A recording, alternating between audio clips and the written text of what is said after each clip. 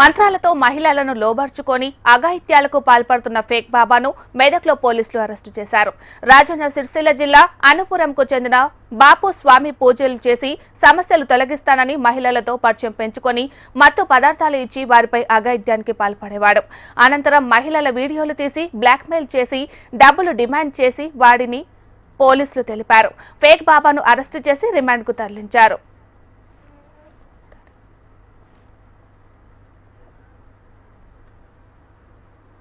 ఒక వ్యక్తి ఎవరైనా ఇంట్లో బాగోలేకపోయినా తర్వాత ఎవరికైనా మంత్రాలు చేస్తే మంచిగా ఈ విధంగా పూజలు చేసి తగ్గిస్తానని తిరుక్కుంటూ కొంతమంది మహిళలని పూజల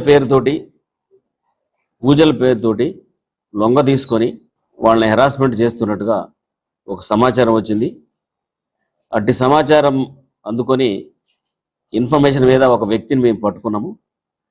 ఆయన పేరు బొమ్మెల బాపు స్వామి ఇలియాస్ శివస్వామి, తండ్రి దుర్గయ్య, 27 years, కులం బుడగ జంగం. ఈయనది అనుపురం గ్రామం, వేములవాడ మండలం, రాజన్న సిరిసిల్ల జిల్లా.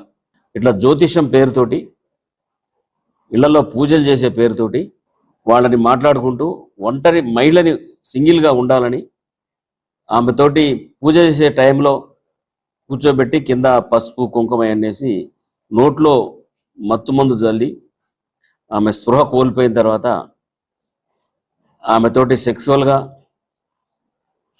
చేసుకుంటూ వీడియోలు తీసి అట్టి వీడియోలని మళ్ళీ తర్వాత చూపించుకుంటూ బ్లాక్మెయిల్ చేసి పెద్ద మొత్తంలో పైసలు గుంజటం చేసి కొన్ని రోజుల నుంచి జరుగుతుంది. అంతే చాలామంది మహిళలతోటి వివిధ జిల్లాల్లో.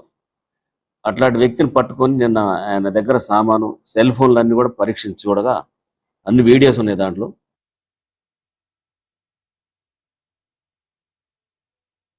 ఒక